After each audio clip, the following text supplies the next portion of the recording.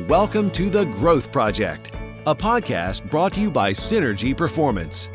Our mission with this podcast is to explore the topics of growth, performance, and personal development through conversations with individuals pursuing success and by using current events in business and sports to discuss strategies on how you can grow into the individual that you want to be. Welcome back to The Growth Project, a podcast brought to you by Synergy Performance. We're live here today in Greenville, South Carolina. Drew Brannon here with Milt Lowder as well. And excited as always to have you with us. Just in quick review, we are continuing our focus of taking each month this year and dedicating it to a different theme. And so March was all about standards and core values, and we took a deep dive into looking at how who we are and the things that we do are so heavily impacted by whatever choice we've made about what's going to be at our core and what the standards are going to be in our behaviors and the ways we think and the things that we do. And so March was a great opportunity to look at core values and standards. And now as we kind of turn the page, and here we are in April, we're dedicating this month to taking a hard look at focus, which is a skill that, quite frankly, a lot of people that we interact with aren't very good at anymore. Yeah, and so what I love the transition, the blend. It starts with the foundation and the vision and the core values of who you are and what you believe. And what we hope you learned from that series was learning how to build a foundation that provides a lens for how you make decisions and how you move forward and direction with clarity and purpose. And so kind of as we make that transition now to focus, right, that core values, where do I choose to focus and where do I choose to not focus? Where do I choose to engage? Where do I choose to disengage? And I love how you said, Drew, it's a skill. Yeah. Because we don't like to think about focus as a skill. We like to think about it as something that I have or something that I don't. Right. But I think the focus, no pun intended, the purpose of today is really to help raise your awareness of what helps you focus, what does it look like, and then what gets in the way, what disrupts our ability to really stay focused and engaged on meaningful work and activities and people. And let's face it, focus is a skill. Yes. Right? And so what do we know about skills? There's not a single skill that you possess that you haven't worked at. And it's kind of a good news and bad news, quite frankly, because I think the skills that we tend to dedicate our attention to and work on and develop get better, and the skills we neglect don't. Absolutely. That's just kind of the way it works. And so if we have any hope of being an individual who knows how to go find focus and find it and sustain it, we got to work at it through the choices that we make, the places we put ourselves, those kind of things. And so a big part of our discussion today is really going to center on what are some of those things that are out there that are creating disruption and making focus difficult. And there's a whole slew of them. Like, we know that without question. The one that we're going to really we're going to do this throughout the podcast, of course, focus on today is technology. And there's been so much talked about related to this and written about this, and for good reason. But we're living in an age right now in which we've never had the kind of capabilities we have technologically. It's never been this way before, and it's changing quickly. Yeah, the benefit of us being relevant in your life through a podcast is using the resources we have in terms of technology to communicate with you a message that we believe in, a message that we think is important. And so we have unlimited access to information, unlimited access to knowledge. How do we narrow our focus? How do we narrow and determine what's important? But what makes it so difficult is that instant access, the good and the bad. When I'm accessible to everything, it's hard for me to really narrow down and stay dialed in on what's important. Yeah, there's no question about it. And so it's interesting. There's so many things in life, I feel like, that when they first hit the scene seem so great, and we get so excited about it, and it seems there's so much promise in this thing. And so that's in many ways how I see technology is when many of these things first kind of came into reality and became a part of our lives, we embraced them in so many ways. And I don't think anybody had a clue where this whole thing might go. Yeah, and we aren't down against technology. We want to use the resources. I think it's, if you go back to the proverb, it's not money that's the root of all evil, it's the love of money. It's not technology. Right. It's how do we choose to use it? How do we choose to leverage it as a resource?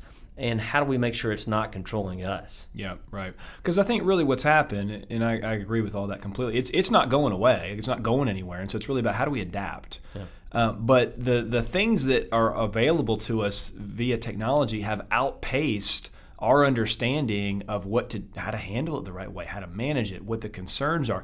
Like, we're all reacting right now. Everything's happening in reverse order. And so that's a part of our conversation today even is like, let's understand as well as we can how the things that are out there are impacting our ability to focus. Yeah, go back to our how do we create growth, awareness, action, accountability. Our podcast is meant to kind of raise your awareness.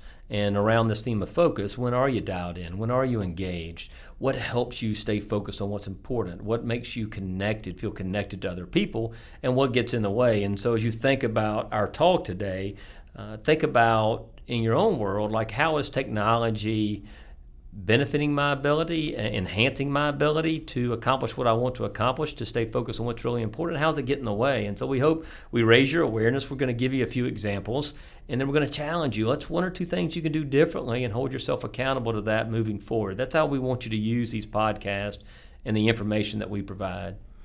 All right, so let's dive into an example. And I think when we talk about technology that is most relevant to us, we probably would have to agree the place to begin is the cell phone.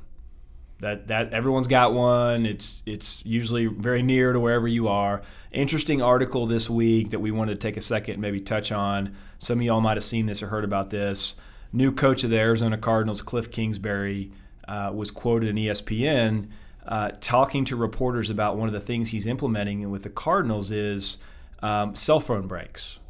I don't know if anyone else is doing this in the NFL, but his idea is because he knows his players can't hang in meetings beyond maybe 20 to 30 minutes without growing restless and lacking focus and needing some type of kind of release or break, he's planning to allow them a break to go check their phone every 20 or 30 minutes during the course of their day. Which sounds good in theory. Yeah, I agree. Hey, like our attention spans aren't great. You know, what do we? This new generations gets bashed because our attention spans are waning. Hey, like how can I be relevant in the world? How can I create it sounds good. Yeah. But then you peel back the layers and say, well, what are they really doing? Why are they doing this? Does this make sense? Right. And I think you and I've got an argument against it. Yeah. That sounds good in theory. We're trying to kind of be present in these people's lives and be and provide opportunities for them to learn. Right.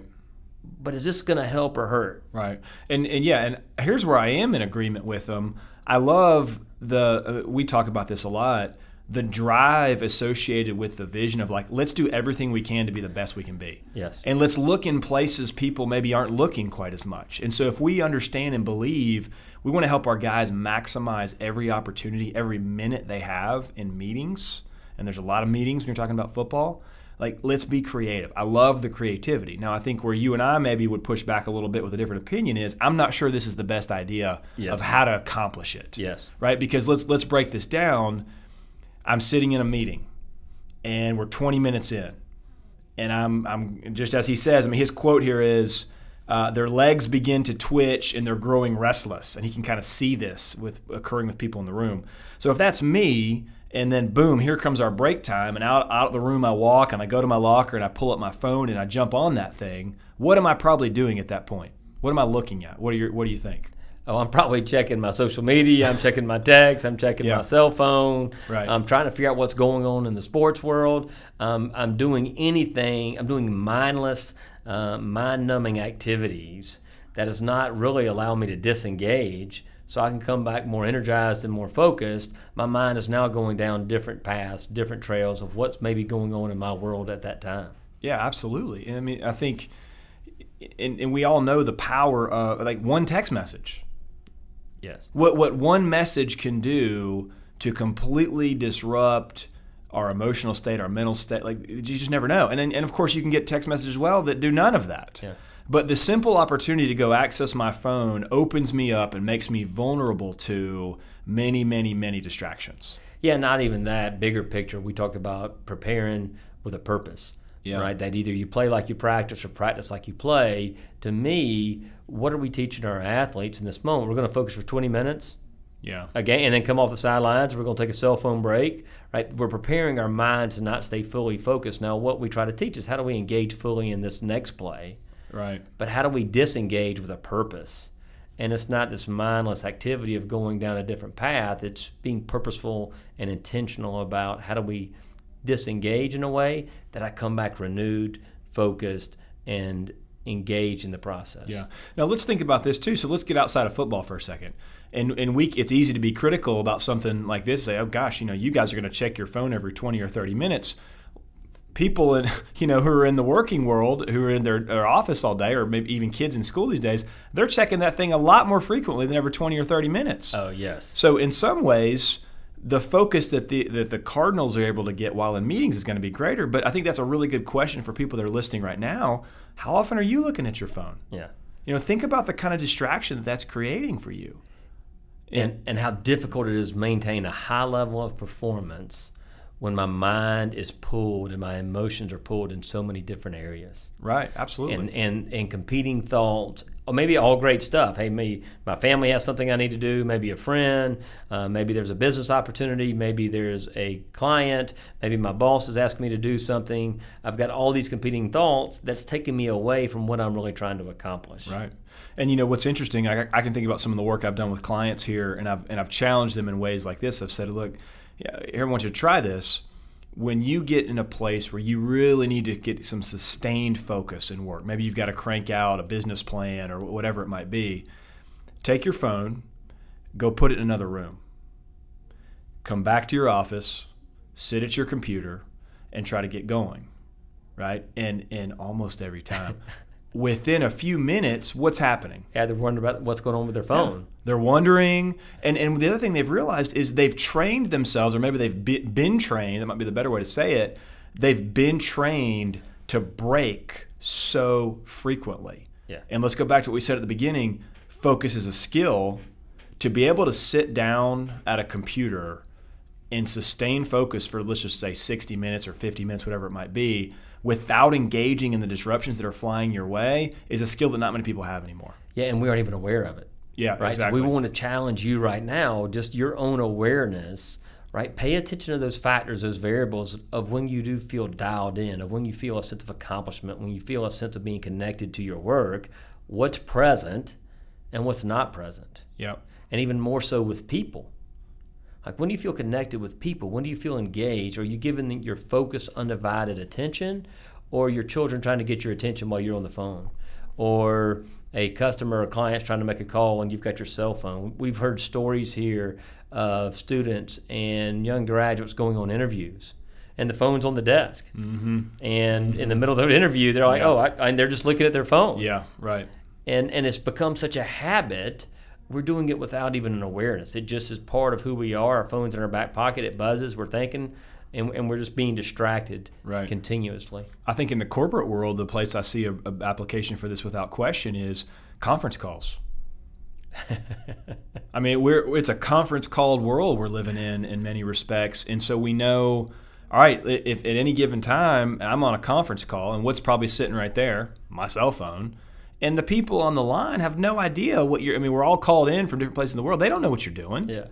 And so if this is important, and I hope it is, like I'm sure we've all been on conference calls that are really important and others that weren't quite as important, we need to push that thing aside. Like if we want to bring our best into that moment, we can't be constantly checking and looking. And we all think we're great at multitasking. Like, we all think, I'm being efficient. Right, I'm listening to this conference call, I'm sending an email, I'm booking a dinner reservation. Like we fall into the trap, but the research has suggested forever we're all pretty bad at multitasking. Yes. Like, we aren't very good at it, although we think we are. Right. And so I think that's what the research suggests, and here's why it's so important, of being able to focus for a sustained period of time. Right. And so let's even just, before we leave it, let's circle back to the Kliff Kingsbury Arizona Cardinals account here, because one other thing I want to mention. It's also very important that we understand how, unfortunately, we allow things like social media to set the pace mentally and emotionally for us. And what I mean by that is, I'll go back and be one of his players. This is the only way I can be an NFL player in kind of the hypothetical sense. Right? Dreams rather than memories. Kid, you're good. So if I take my break and I go to my locker and I look on my phone about something in social media and it bothers me, I don't like it. A fan has called me out, someone's saying I'm overpaid or my effort isn't good enough or I dropped a ball, whatever it is, right? I've been called out. I can make a choice in that moment, of course, do I respond, do I let it, whatever I might want to do. But the fact is, when I walk back into that meeting room, my mental and emotional state has changed as a result of what I just did. And again, like, what do we know about these meetings? They're important. I need to get the most out of it. I need to bring my best. My teammates deserve my best. So do my coaches. And when I left that meeting room before the break, I was fine. Doing well, fine day, normal, whatever you want to call it. Now I'm bothered. I'm irritated. I'm frustrated. I just put myself at a deficit, and I just put my team at one as well. Yeah, I'm not at my best. Right. And so I like the break ideas, but also there's a responsibility as leaders. Like if I'm holding a meeting that is so boring in 20 minutes, my people have to get up and check a phone. That's on me. Yeah, agreed. Like it's not purposeful. It's not innovative. It's not creative. It's not speaking to their hearts and minds. It's not exciting. It's not dynamic, right? That's on me. Mm-hmm. That if they feel so compelled that they're so checked out by 20 minutes, have to go check their phone, that's on me as a leader to create an environment and a culture that I want to be here because I'm learning and getting better. It doesn't mean we don't take a short break. Yeah. It doesn't mean, hey, we take a break and we talk about it, or we ask a question and get them to speak up and think about their own ideas. That's the way you keep things exciting and creative and sparking my curiosity. Like I said, Coach Kingsbury, it's not a bad idea. I think it just is more reactive to what we think about this generation, their ability to stay focused, instead of really disengaging with a purpose. Yeah. And I think there's a rub there too of like, yeah, we need to understand this generation and we need to try to adapt. We also got to challenge them. Yeah. Like just because that's become the norm of like, I need a break every 20, 30 minutes doesn't mean we just give them one. Like how do you get better at something? You demand more. Yeah. Like let's not just cater to things that are counterproductive. Well, we say all the time, in order to do things that have never been done, and to achieve things other people aren't able to achieve, you have to do things other people can't do or aren't willing to do. Yeah, amen. And I think that develops a certain mindset and purpose and confidence. Like when you do something difficult, that gives you a sense of confidence. Yeah, like, that's hey, how I you can grow accomplish. confidence. That's self-efficacy. So right. I think that's important. So one area around this is how do we stay focused? How is technology distracting us and disrupting us? So that article was really good. The other piece that came to light and is evident, in the social media and constant ability to connect with others, to communicate with others, the research suggests that we feel more lonely, more disconnected, more alone in our fight and our struggles than ever before. Yep. Yeah, and there was a great article about this related to the NBA recently this week. And Charles Barkley disagreed, but one of the Adam Silver. His comment was, he says, look, we're living in the age of anxiety right now. And when I look at the players across the league, what I've noticed, my observation, and there's data to support this, is that not, of course, not every one of them, but they're genuinely unhappy and they're amazingly isolated. Yeah. And so Barkley kind of pushed back on that, and he said, well, wait a second. How can they be unhappy? They make lots of money and they stay in the best hotels. And, like if that was the criteria for happiness, then he'd be spot on. But that's not how it works. These players are, again, not all of them, but many of them are lonelier than you might imagine. Well, what was a recent study we quoted about CEOs? What was their number one complaint? Loneliness. What the Thoreau say? Mentally lies a quiet desperation. And so it's ironic that we have a greater ability and capacity and resources to communicate than ever before. And we live in a world with a workforce and people who are more overwhelmed with anxiety, more disengaged, and more disconnected than ever before. Right. And so the very same tools that are supposed to drive so many great things are driving the opposite in many respects. Like they're making us more of these things. Now, it's not the only thing they're doing, but it's a part of what's happening. It's one of the reasons it's happening. And that could be, even as we talk about CEOs and NBA players, that could be kind of a head scratcher for a lot of people who just, it's hard for them to understand that. And I know today is not a discussion about happiness necessarily, but one of the things we know is that the data on wealth and happiness is very clear. that there's a line there, and it's around $75,000 is what a lot of the data suggests, that once you begin to push higher and higher and higher above that, diminishing returns. Like, these people are not happier. In fact, they become more unhappy the higher you go. Yeah, and because we get lost in thinking our success is relative to what we achieve and what we earn instead of pursuing a worthy goal. And so I think to me what this article highlights is we are really disconnected because we have more opinions. Yeah, right. About who we should be and how we should be. And so instead of social media being used and technology being used to connect, we use it to compare. Yeah. And we've said before, comparison is a thief of joy. I think that was Roosevelt. Yep. And so now we live in this world of constant comparison and this mindset of who we should be and how we need to be and how it don't measure up. Mm-hmm. And so there's an increased level of anxiety and a decreased level of confidence and happiness and well-being and contentment, because instead of using these resources of my advantage to stay connected, I'm using them to compare myself. Yeah. And usually in an unhealthy way. Yeah, so in that respect, it's kind of ironic because now these things are driving focus. Yes. On people's opinions, on my inadequacies, on the things I wish were different about me, and on and on and on. And so let's understand that too is that they're driving us to places and causing us to focus on the things about ourselves we like the least, and to focus. And what else do we do? We accentuate positives in others that aren't even real necessarily. Yes. We talk about filling in those blanks. I think what we do is we look out in the lives of others through this opinion that you're talking about, and we make a series of negative assumptions about ourselves and a series of positive assumptions about them. Not just currently, but on and on and on and on. Positively for them, negatively for us. Yeah, so what we talk about, what's the best way to deal with anxiety is kind of letting go of the things you can't control and focusing, right? Again, that word, focusing what I can control. Right. And so when I'm used and informed by text message or emails or social media, that's just information, not communication, not connection, but it highlights my focus away to what I cannot control, mm-hmm. which is other people, what has been done and what should be done and what I'm going to do. Right. And takes it away from how I think and how I respond and how I engage and how I define my own success. Yeah. And I think that's where we become so distracted with things of this world, so distracted by things that don't really matter or matter and lose focus on here's what I can do right now. Right.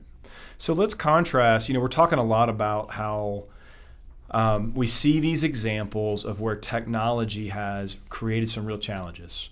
And so let's kind of flip the coin on that for a second. And you pointed out a great article that we're going to focus on here for a second related to Texas Tech. Hey, timing couldn't be better. Final Four weekend coming up, right? And these guys have in fact made it. And so before we dive into this, let me give a little background that I didn't know prior to reading this article actually. But Texas Tech men's basketball went to the Elite Eight for the first time last year.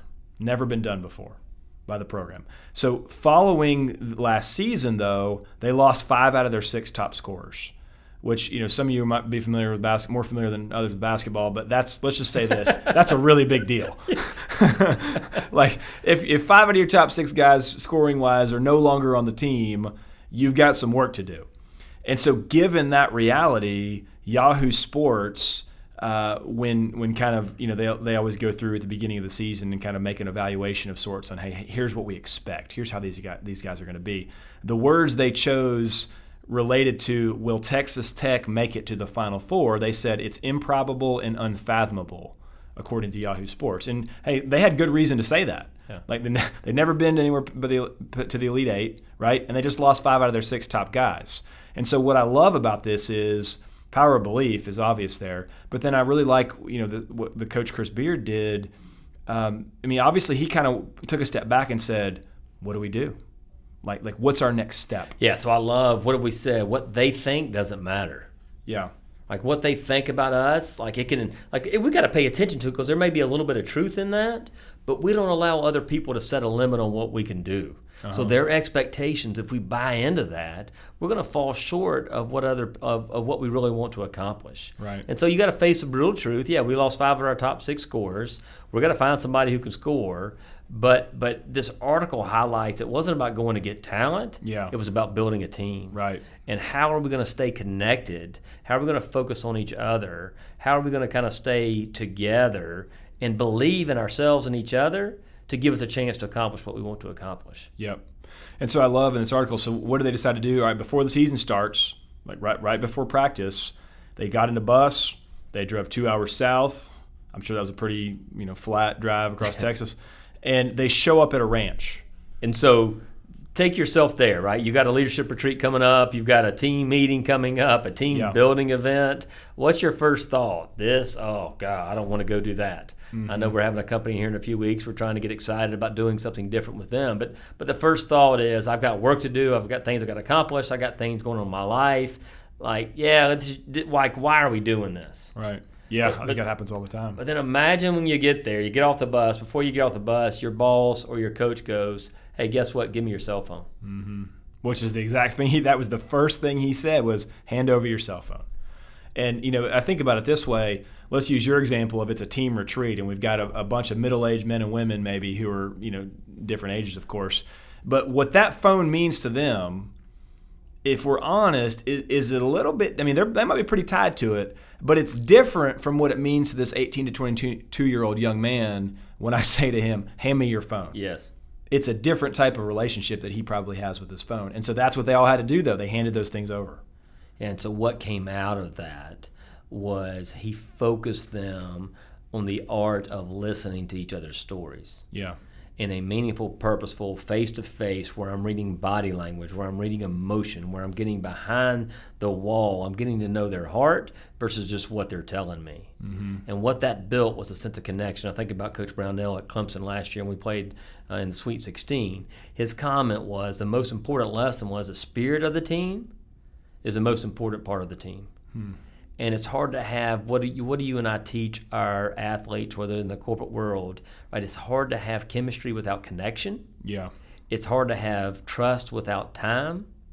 And so what he gave them was he disengaged them from the busyness and the chaos of the distractions and made them focus on each other. Right. And listen to the quote that was in, according to Yahoo sports writer Jeff Eisenberg, the retreat transformed a loosely connected group of basketball players into a tightly bonded team capable of making history. He says the way the team communicates now is a huge reason they have one of the best defenses in the nation. Yep. And it's hard not to believe that's true. I think when you take a step like that, you give yourself an opportunity to create a shift that you might not have been able to create otherwise. I think that's the reality of it. And so I think the courage associated with, hey, here's what we're going to do. And it's going to be different. And they're not going to like it very much. And so I think there's a point there too, right? So like whether you're it doesn't matter what kind of team you're on, you've got a leader. And there are times where we've got to put our trust and faith in our leader, even if we don't agree. Yeah. So now I'm thinking back to Kliff Kingsbury at Arizona, right? Where the legs are twitching, I'm getting a little anxious. Instead of going to take my cell phone, what if I stop and ask my teammate, hey, what'd you just hear? Yeah. What'd you just learn? Right. How can I help you put this into practice? How can I help you get better? Yep. Like, what if we use that timeout break, which we're okay with, but instead of disengaging and focusing on things that don't matter, what if I take that time to focus on things that matter and on people that matter? Right. This is what this lesson from Texas Tech is telling us. Right. Like, they got in some new talent, but they started working as a team. What was the bond? They know each other. Yep.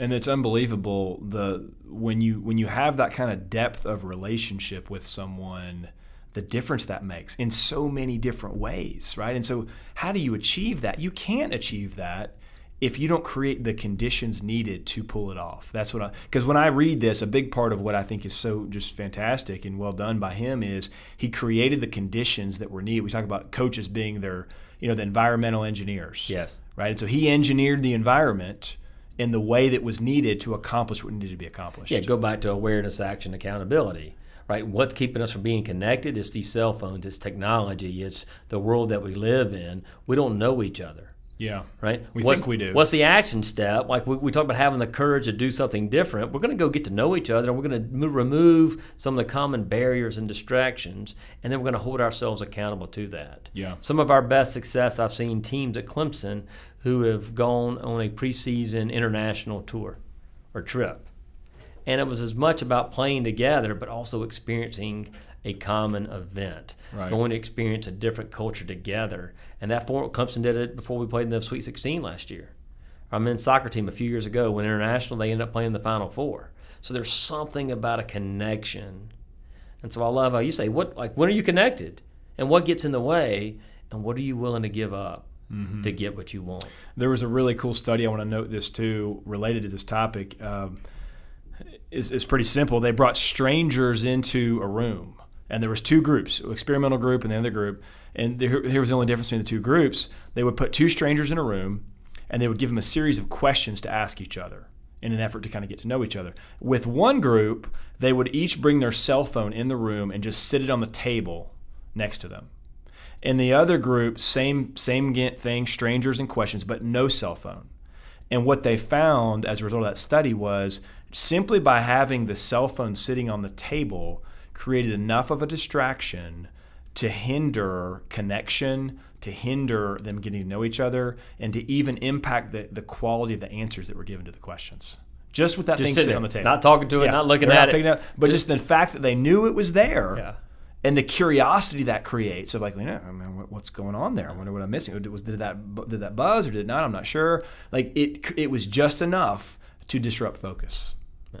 So imagine the constant presence of your cell phone in your pocket, your Apple Watch, your iPad. Imagine the constant presence of distractions that you aren't even aware of. What I think would be fascinating study is we had somebody follow you with a camera all day. Not you. That'd be pretty boring. Wait, just 1 second. But our listeners, I'd hate for somebody to follow me sometimes. How many times am I pulling up to a stoplight and looking at my phone? Yeah, exactly. How many times am I walking in the door or looking at my phone or checking anything in between meetings or going from one call to another, seeing what's happening or what emails. All good stuff, all important stuff.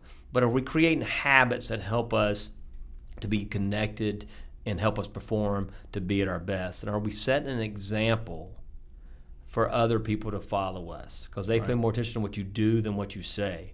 So if you want your teammates and you want your team and you want your reports and you want your family members to be focused and engaged on what's important, we have to set the stage for that. We have to engineer our environment and culture in such a way that minimizes distractions and help us focus on what's really important. And we've got to take it seriously. I think this is pretty simple. This is not the kind of thing in your life that's going to spontaneously improve. I've never heard someone say that. I've never heard someone say, it's interesting. There was a time where my cell phone was really kind of impacting my ability to focus on things that matter, and then I got up one day and it was better. It just doesn't work that way. There has to be a committed, dedicated approach by you to actually act on. We're talking a lot about awareness today, of course, but it's got to move toward action. Yeah. So speaking of move, and I know we need to move toward kind of wrapping up for today. As we think about, as we head into kind of the rest of this month, and like we said at the beginning, we're going to be highlighting the skill of focus and what it really takes to pull that off. And I know part of that is going to include us talking with some people who do this at a high level and have figured some things out along those lines, which is going to be fun. But we hope that you'll take this seriously. I know that relationships are huge. We believe that. A lot of people believe that. And so that's even just one thing I would kind of throw in there as we start to wrap up of you can't have quality relationships in your life. You can't serve those well. You can't nurture those well unless you're focused on them. And there's just no way you can do that. Yeah. And so I just challenge you. When do you feel connected? When are you fully present? When are you focused on the task at hand? And when are you not? And so as you become aware of those factors that help you be your best and aware of those factors that take you away from it, have the courage to do something different. And then get somebody in your life that loves you enough to tell you the truth, to hold you accountable. Yeah, absolutely. And just start small. Maybe for 2 hours a night, I'm going to put my phone up while my family eats dinner, and before my children go to bed, I'm going to put my phone up, and so I'm not worried about it. So I'm creating these habits of being able to engage and disengage and really stay focused on what's important. Yeah, it's awesome. All right, so as always, we thank you for spending some time with us. We're looking forward to our next conversation, and thank you again. If you're interested in learning more about what we do, visit our website at synergyperformancesc.com. Join us next time for more relevant topics on The Growth Project.